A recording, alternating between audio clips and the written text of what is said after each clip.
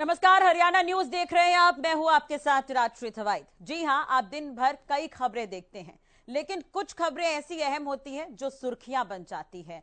उन्हीं सुर्खियों को समेटकर हम ये बुलेटिन आपके लिए लाए हैं, जिसमें खबर जो गर्म होंगी, चुनिंदा खबरें जिनसे इस बुलेटिन को बनाया गया है। तो चलिए शुरू करते हैं हमारा ये खास बुलेटिन, खबर गर्म है।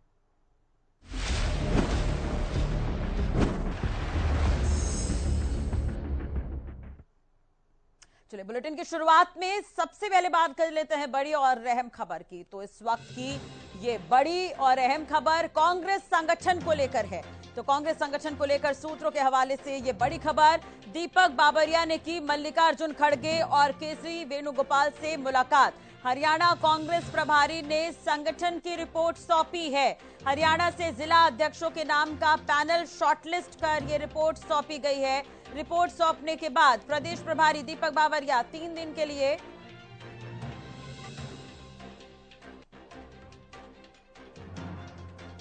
अब इस पर काम करेंगे। दीपक बाबरिया ने मल्लिकार्जुन खड़गे और केसी वेणुगोपाल से मुलाकात की है। हरियाणा कांग्रेस प्रभारी ने संगठन की रिपोर्ट सौंपी है। पैनल शॉर्टलिस्ट कर ये रिपोर्ट सौंपी गई है। आपको बता दें कि गुजरात के लिए अब दीपक बाबरिया 3 दिन के लिए रवाना हो गए हैं। तो रिपोर्ट सौंपने के बाद गुजरात रवाना हुए हैं दीपक बाबरिया। इस वक्त की ये बड़ी खबर हम आपको बता रहे हैं। हालांकि कांग्रेस के जो शीर्ष नेतृत्व हैं, उनकी तरफ से लगातार ये बयान सामने आ रहे थे कि जल्द ही संगठन का निर्माण होगा।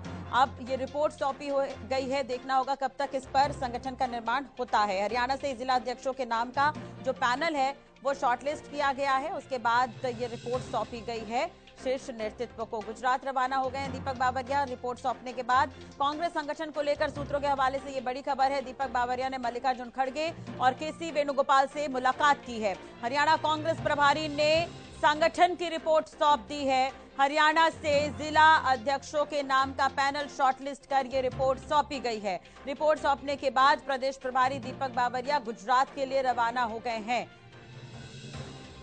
हरियाणा न्यूज की इनपुट एडिटर ज्योति सांगवान इस वक्त हमारे साथ जुड़ गई हैं ज्यादा जानकारी के लिए। ज्योति, जानकारी आपसे चाहेंगे। हरियाणा कांग्रेस प्रभारी ने संगठन की जो रिपोर्ट है वो सौंप दी है। खड़गे और केसी वेणुगोपाल से उन्होंने मुलाकात की। पूरी जानकारी इस खबर से जुड़ी।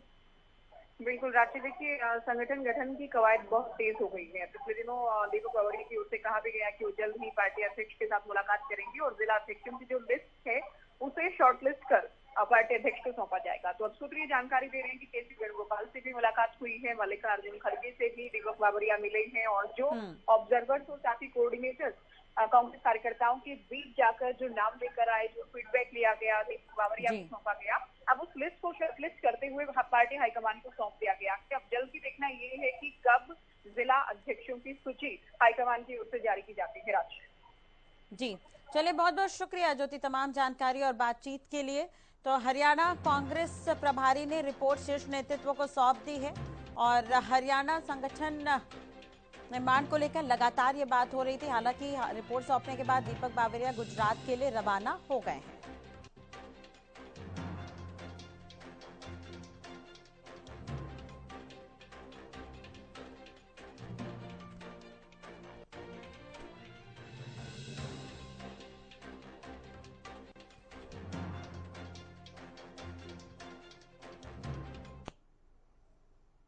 चलिए बात कर लेते हैं इसी बीच एक और बड़ी और अहम खबर की। तो इस वक्त की बड़ी खबर आपको बता दें, 1 नवंबर से कांग्रेस लाओ देश बचाओ अभियान की शुरुआत होनी है। प्रदेश की सभी 90 विधानसभाओं में रैली करने का ऐलान कांग्रेस की तरफ से कर दिया गया है।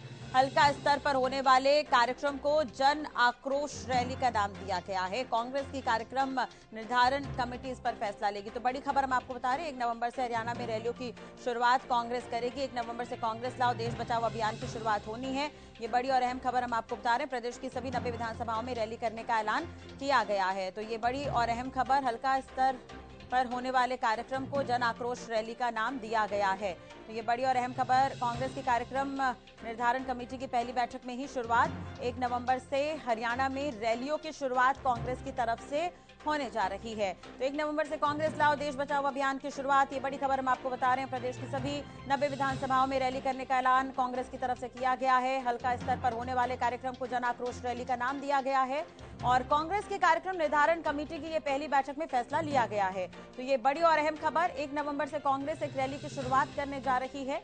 आपको बता दें कि 90 विधानसभा क्षेत्रों में ये रैली होगी, जिसका नाम रखा गया है कांग्रेस लाओ देश बचाओ। इस अभियान की शुरुआत 1 नवंबर से कांग्रेस करने जा रही है। प्रदेश की 90 विधानसभा क्षेत्रों में कांग्रेस ये रैली करेगी। हल्का स्तर पर जो कार्यक्रम आयोजित होंगे उसे जन आक्रोश रैली का नाम दिया गया है। कांग्रेस की कार्यक्रम निर्धारण कमेटी ने ये महत्वपूर्ण फैसला लिया है और 1 नवंबर से इस रैली की शुरुआत हो जाएगी। तो 1 नवंबर से कांग्रेस लाओ देश बचाओ अभियान की शुरुआत होने जा रही है। तो एक तरह से देखा जाए तो कांग्रेस भी आगामी चुनाव की तैयारियों में जुटती हुई नजर आ रही है। संगठन निर्माण को लेकर बात हो रही थी, वहीं दूसरी तरफ अब रैलियां भी होंगी। जन आक्रोश रैली हल्का स्तर पर आयोजित किए जाएंगे। चलिए बात कर लेते हैं इसी बीच एक और बड़ी और अहम खबर की। तो इस वक्त की एक और बड़ी खबर, हरियाणा में कल से 3 दिवसीय हड़ताल पर सफाई कर्मचारी। तो ये बड़ी खबर, प्रदेश भर में 11,000 सफाई कर्मचारी हड़ताल करेंगे। तो इस वक्त की ये बड़ी और अहम खबर हम आपको बता रहे हैं। मांगों को लेकर सरकार के साथ फिलहाल बैठक बेनतीजा रही है। पंचायत मंत्री बबली की हड़ताल पर न जाने की अपील। पंचायत मंत्री ने ये अपील की है कि सफाई जो कर्मचारी हैं वो हड़ताल पर न जाएं। ग्रामीण सफाई कर्मचारी अपना काम जारी रखें, हड़ताल ना करें। ये पंचायत मंत्री देवेंद्र बबली की तरफ से अपील की गई है। मानदेय बढ़ाने पर विचार हो रहा है, ये भी उन्होंने कहा। तो कल से 3 दिवसीय हड़ताल पर रहेंगे सफाई कर्मचारी। ये बड़ी खबर आपको बता दें, 11,000 सफाई कर्मचारी हड़ताल करेंगे। तो प्रदेश भर के 11,000 कर्मचारी हड़ताल करेंगे। बैठक हुई थी, बैठक बेनतीजा रही है। पंचायत मंत्री ने हड़ताल पर ना जाने की अपील की है।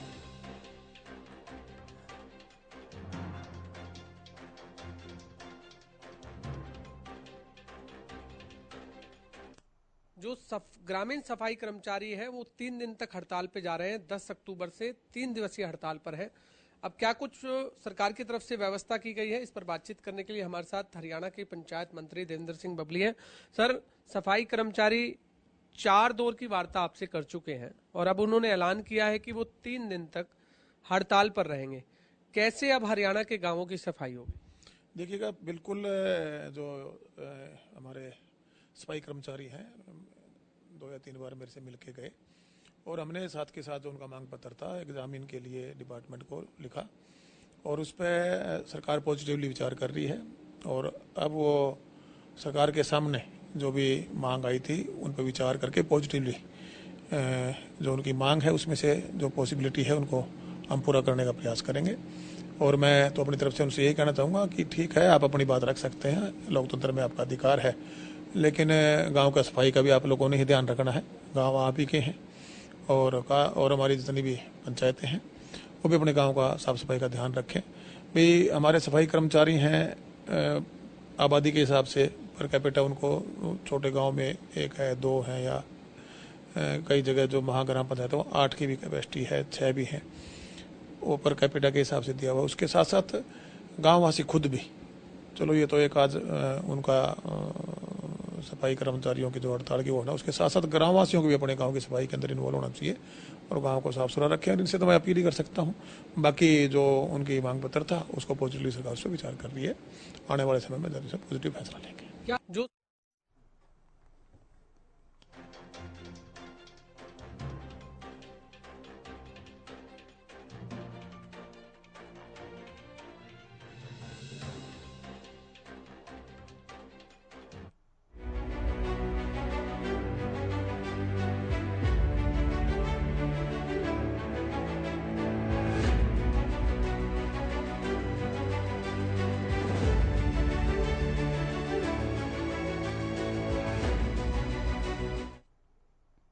चलिए बात कर लेते हैं देश के सियासी तापमान की। जी हां, आज निर्वाचन आयोग ने प्रेस कॉन्फ्रेंस के दौरान 5 राज्यों में होने वाले चुनाव को लेकर तारीखों का ऐलान कर दिया है। ये रिपोर्ट आपको दिखाते हैं।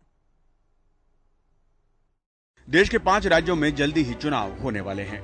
निर्वाचन आयोग ने मिजोरम, राजस्थान, मध्य प्रदेश, छत्तीसगढ़ और तेलंगाना में मतदान की तारीखों का ऐलान कर दिया है। छत्तीसगढ़ में मतदान 2 चरणों में, वहीं बाकी 4 राज्यों में मतदान 1 चरण में होगा। 5 राज्यों में चुनावी दंगल। 7 नवंबर को मिजोरम में मतदान, 7 नवंबर और 17 नवंबर को छत्तीसगढ़ में मतदान, 17 नवंबर को मध्य प्रदेश में मतदान, 23 नवंबर को राजस्थान में मतदान, 30 नवंबर को तेलंगाना में मतदान, सभी राज्यों में 3 दिसंबर को आएंगे नतीजे। मुख्य चुनाव आयुक्त राजीव कुमार ने प्रेस वार्ता कर आगामी विधानसभा चुनाव के बारे में अहम जानकारी दी। 23 तो मेरा सभी वोटर्स से आपके माध्यम से अनुरोध है कि अपना अपना नाम देखें, अपना अपना पोलिंग स्टेशन देखें। कोई भी नाम किसी को ऐड कराना है या हमारे यंग वोटर्स को तो ऐड कराएं, महिलाओं को जिसको भी ऐड कराना है ऐड कराएं उसमें।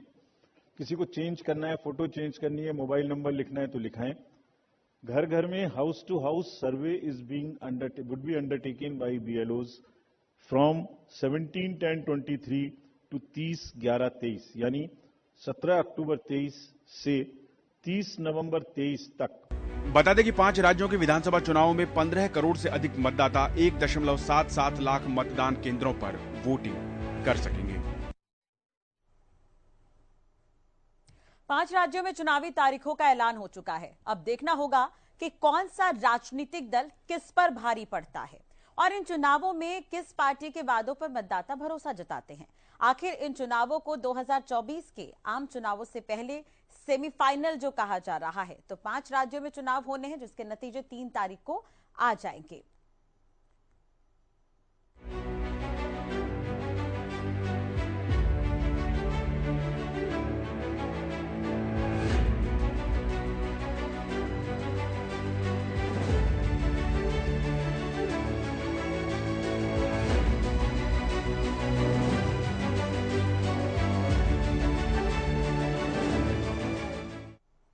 तो दिल्ली में आज कांग्रेस वर्किंग कमेटी की महत्वपूर्ण बैठक हुई है। उसके बाद राहुल गांधी प्रेस कॉन्फ्रेंस करते हुए नजर आए। इस दौरान राहुल गांधी ने जातिगत गणना की बात कही है। क्या कुछ कहा है, इस रिपोर्ट के जरिए आपको बताते हैं। दिल्ली में कांग्रेस कार्य समिति की बैठक हुई। करीब 4 घंटे तक चली कांग्रेस की इस महत्वपूर्ण बैठक में कई ऐतिहासिक फैसले लिए गए। इनमें से एक है जातिगत जनगणना को लेकर लिया गया फैसला।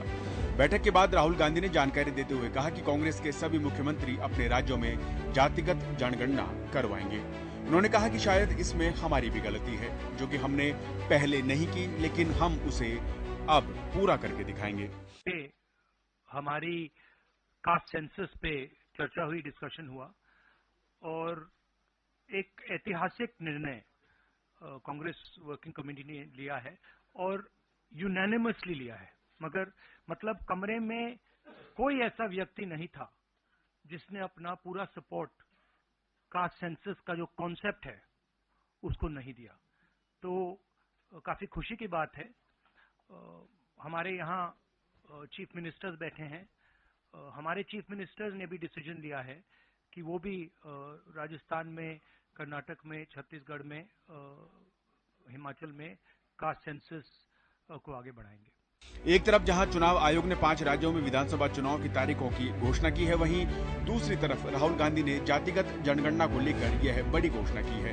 क्या कांग्रेस को इसका राजनीतिक फायदा आगामी विधानसभा चुनाव में होगा, यह तो वक्त ही बताएगा।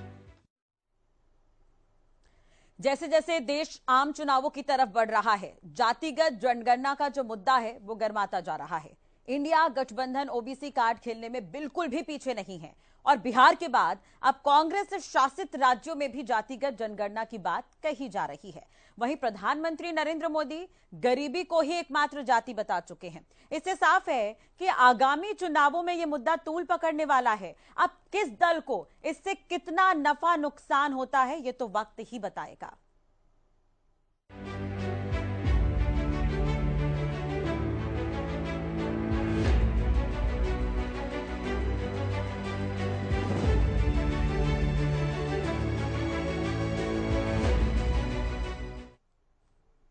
चलिए बात कर लेते हैं हाई पावर परचेज कमेटी की बैठक की। तो चंडीगढ़ में आज मुख्यमंत्री Manohar Lal back to back बैठक करते हुए नजर आए हैं। हाई पावर परचेज कमेटी की महत्वपूर्ण बैठक हुई है जिसमें कई सरकारी खरीद को मंजूरी दी गई है।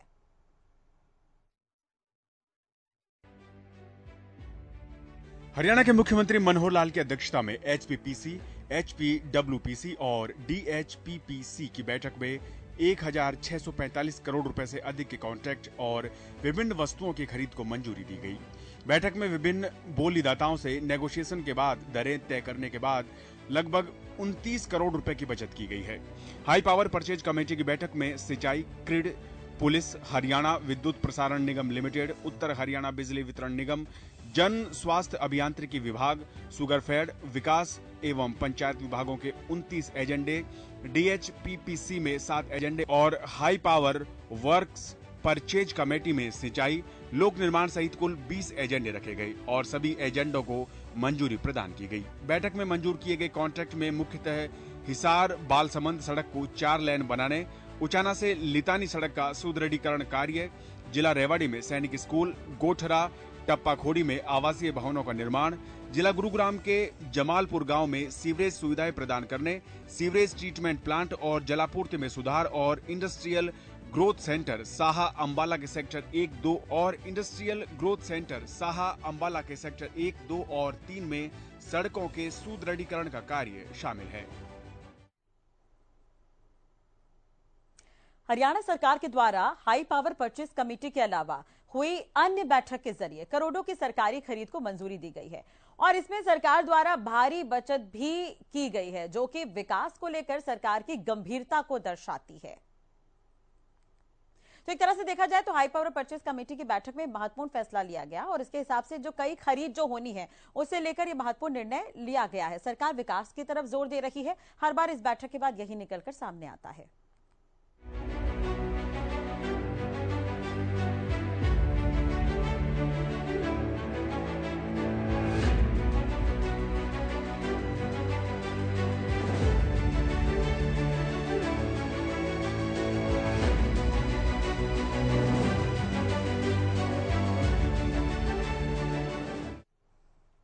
इधर हरियाणा कांग्रेस अध्यक्ष उदय भान कैथल पहुंचे थे, जहां पर उन्होंने कई मुद्दों पर अपनी बात रखी। जब उनसे सवाल किया गया कि क्या अभी हरियाणा कांग्रेस में गुटबाजी है, तो उन्होंने साफ तौर पर यह कहा कि कांग्रेस में किसी भी तरह की गुटबाजी नहीं है।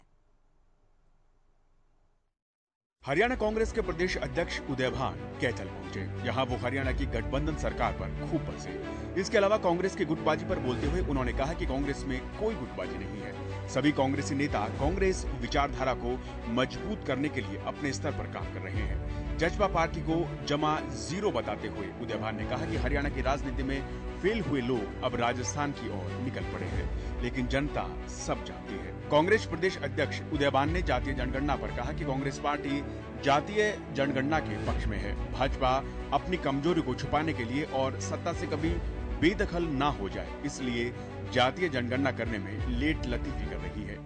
हमारे में गुटबाजी नहीं है, गुटबाजी बीजेपी के अंदर है।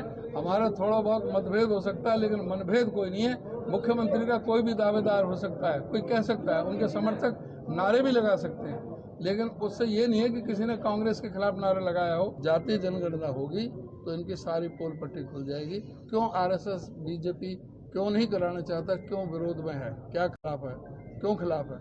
कांग्रेस का मजबूत संगठन है और बेहतरीन तरीके से काम कर रहा है। भविष्य में हरियाणा में कांग्रेस की सरकार बनेगी।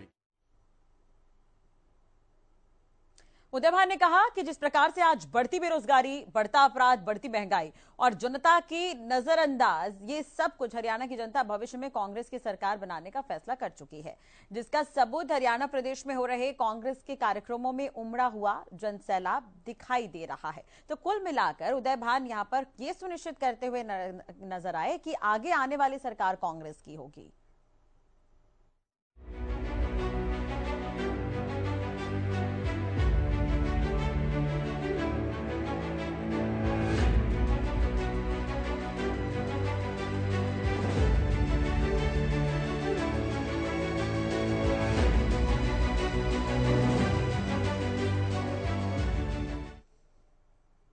हादसे दिन ब दिन बढ़ते जा रहे हैं। जी हां, नैनीताल में बड़ा हादसा हुआ है, जहां पर पर्यटकों से भरी बस खाई में जा गिरी। आपको बता दें कि उसमें जो पर्यटक सवार थे वो हरियाणा हिसार के रहने वाले थे।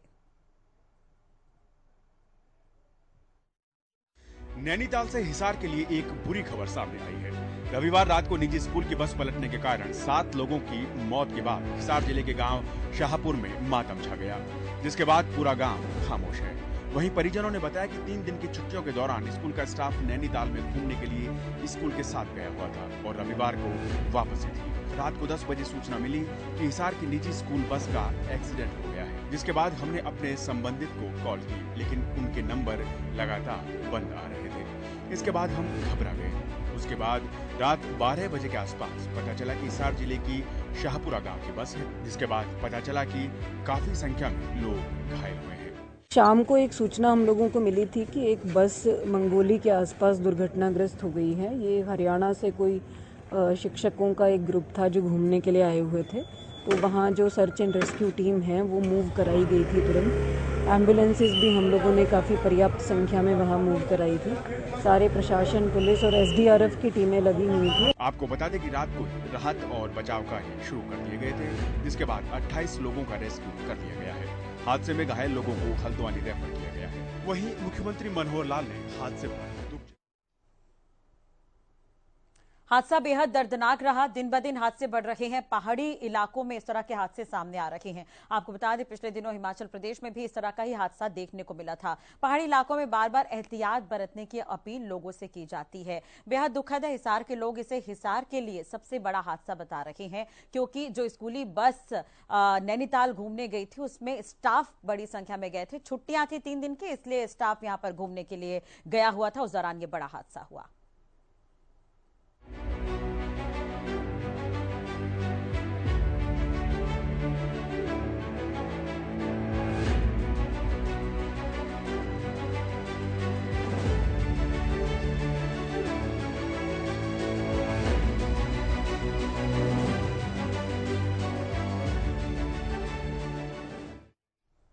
तो टीम इंडिया ने विश्व कप में पहले मुकाबले में जीत के साथ इसकी शुरुआत की। ऑस्ट्रेलिया और भारत के बीच ये मैच खेला गया, जिसमें टीम इंडिया ने जीत हासिल की है। देखिए रिपोर्ट।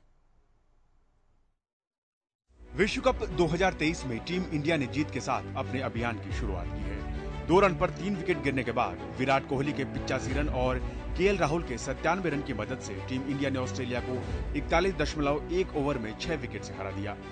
200 रनों के टारगेट का पीछा करने उतरी टीम इंडिया का टॉप ऑर्डर बुरी तरह से फेल रहा। कप्तान रोहित शर्मा, सलामी बल्लेबाज ईशान किशन और श्रेयस अय्यर महज 0 पर आउट हो गए, लेकिन विराट कोहली और KL राहुल ने 165 रनों की साझेदारी से टीम को संकट से उबारा और जीत की दहलीज तक पहुंचाया। हालांकि जिस छक्के से KL राहुल ने जीत दिलाई, भारत का विश्व कप 2023 में दूसरा मुकाबला अफगानिस्तान से है। यह मैच 11 अक्टूबर को दिल्ली के अरुण जेटली स्टेडियम में खेला जाएगा। टीम इंडिया ने हाल ही में ऑस्ट्रेलिया को हराया है, अब वह दिल्ली पहुंचेगी। भारत अफगानिस्तान के बीच अब तक सिर्फ 3 वनडे मैच खेले गए हैं। इस दौरान भारत ने 2 मैच जीते हैं, जबकि 1 मैच टाई हो गया था। अब एक बार फिर से ये दोनों टीमें मैदान पर एक दूसरे के खिलाफ उतरेंगी। तो भारत का विश्व कप 2023 में पहला मैच ऑस्ट्रेलिया से रहा। टीम इंडिया ने इसे 6 विकेट से जीता। अब अफगानिस्तान के खिलाफ मैच खेला जाएगा। इसके बाद भारत और पाकिस्तान के बीच 14 अक्टूबर को यह मैच खेला जाएगा। यह मुकाबला अहमदाबाद के नरेंद्र मोदी स्टेडियम में आयोजित होगा। भारतीय टीम सेमीफाइनल से पहले आखिरी मैच नीदरलैंड के साथ खेलती नजर आएगी। यह मैच 12 नवंबर को बैंगलोर में आयोजित होगा।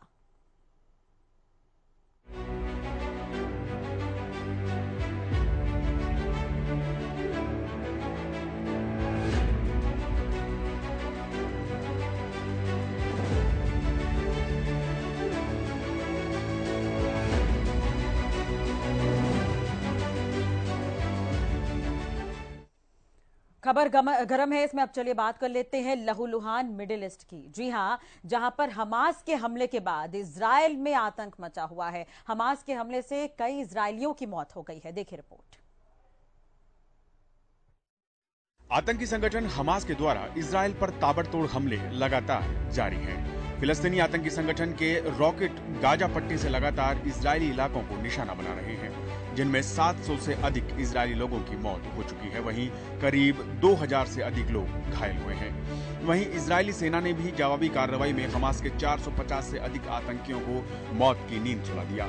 इजरायल की सेना लगातार गाजा पट्टी में आतंकी ठिकानों को निशाना बना रही है। बता दें कि 7 अक्टूबर को आतंकी संगठन हमास ने इजराइल पर अप्रत्याशित हमला कर दिया था। पहले हमास ने इजराइल पर हजारों रॉकेट दागे और फिर उसके आतंकियों ने इजराइल की सीमा में घुसकर वहां के सीमावर्ती इलाकों में भारी तबाही मचाई और लोगों को मौत के घाट उतारने के साथ साथ उनका अपहरण भी कर लिया था। इजराइल पर फिलिस्तीनी अतिवादी संगठन हमास के हमले के बाद भारत ने वहां रह रहे अपने नागरिकों के लिए एक एडवाइजरी भी जारी की थी। वहीं पीएम मोदी ने सोशल मीडिया पर इस मुश्किल हालातों में इजराइल के प्रति संवेदना बीते 7 अक्टूबर को आतंकी संगठन हमास ने इजरायल पर इतिहास के सबसे बर्बर आतंकी अभियानों में से एक को लॉन्च करते हुए ताबड़तोड़ रॉकेट हमले शुरू कर दिए थे, जिसे इजरायल ने जंग की शुरुआत मानते हुए गाजा पट्टी में जवाबी कार्रवाई शुरू कर दी थी। दोनों तरफ मौत का तांडव देखने को मिल रहा है। वहीं पूरी दुनिया इसे लेकर 2 हिस्सों में बंट गई है। भारत, अमेरिका समेत कुछ देशों ने इजरायल के साथ अपनी एकता प्रदर्शित की है। वहीं इजरायल के साथ कुछ देश फिलिस्तीन के प्रति भी नजर आ रहे हैं।